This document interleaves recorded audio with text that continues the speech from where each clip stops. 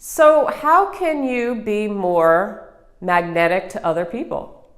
In this video, I'll show you 4 easy ways that you can apply using your life to attract more people, to be more of that magnetic personality. So sit back, enjoy, let's get to it. I feel like when I do videos, I always have a hair out of place.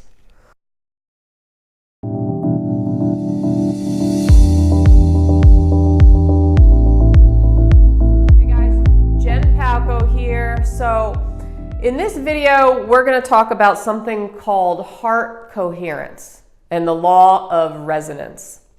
So whether you know this or not, your heart actually has an electromagnetic field that extends about 10 feet out from it, which is pretty interesting. And our heart is actually much, much more powerful than our brains. So when we're trying to be magnetic to people or have people drawn to us, you can actually use the heart, and it can be a very powerful asset in helping us do this. All right, so I'm going to show you 4 ways that you can become more magnetic to people. All right, so let me first start off by saying the Heart Math Institute, which was founded in 1991, they actually studied the resonance of the heart, and what they found was that the electric signal of the heart was up to 60 times more powerful than the brain, and actually the magnetic frequency of the heart was up to 5,000 times more powerful than the brain. So that's an insane difference, and it just shows you how much more energy we emit from the heart rather than the brain, as you would normally think. The brain controls everything, right? So we can tap into this, and we can actually use our resonance coming from our heart to actually be more attractive to people, to draw them in, to be more magnetic. Not in a fake kind of way either, in a natural, very organic way, just as a human being. All right, so the first thing is to, first of all, be very conscious of your emotional state. So we communicate with other people on not only a conscious level, but also an unconscious level. And the way we communicate, we don't even realize what we are emitting or what we're sending out to people. So this law of resonance, which has this field around you where you're constantly affecting those around you, can make a huge, huge difference. So if you can pay attention to your own state and your own emotions, then you can start seeing how it kind of mirrors back to you.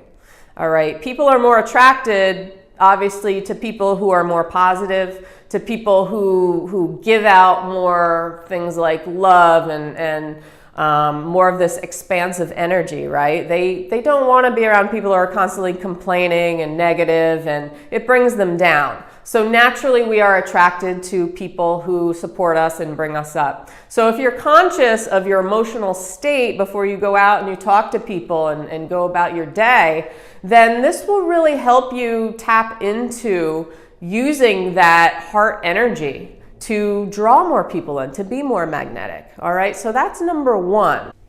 All right, number 2 is use another person's inner intention. So what I mean by that is when you're communicating with somebody, try to think of, instead of thinking what you always want to get out of a situation, think about what the other person might want or what that person needs. All right, so we have this ability to mirror other people, and that actually will draw people into us, or it's more likely to draw people to us, the more they mirror back to us, the more we're kind of aligned with either body language, verbal, nonverbal communication, right? So if you can tap into kind of, almost, I like to say, talk to the other person's unconscious mind in a sense, or pretend you're talking to the other person's unconscious mind. Try to tap into what they want or what they're looking for, whether it might be acceptance or acknowledgement, or they need some support or inspiration, right? We can actually give to others what they are looking for, what they're intending. and that will mirror back to us and draw more people to us. So it's very interesting how we can simply use these techniques. The more conscious we are and the more we can kind of read other people, what they need, their energy. So getting out of our own heads into somebody else's head and kind of seeking out what they're actually looking for. We can actually just think about somebody in a positive way without actually talking to them and lift them up. Their emotional state will actually change because we have this electromagnetic field around us that's radiating out to other people. So just by creating some sort of positive emotion within ourselves and thinking about the other person and tying those two things together, we can actually see a change or a shift in the other person's state of being, which is pretty cool if you think about it. Number 3, be real. Be real, be authentic. People are attracted to people who are themselves, right? We have this ability on an unconscious level to pick up on other people's energy, and when other people are faking it or pretending to be somebody they're not. And we can sense that. We can sense that. We don't have to use our conscious mind to sense that. We just internally do. So be real, be authentic as you can, and you'll start to notice that more people will come to you the more you are yourself. All right, so number 4, the last method is to start a heart coherence practice for yourself. So this doesn't have to be this huge, 2-hour ordeal. This is 5 minutes. Spend 5 minutes with yourself practicing heart coherence before you, maybe first thing in the morning or when you go out at your house, before you're about to meet somebody, before you're about to go on a date, whatever it is. Practice heart coherence.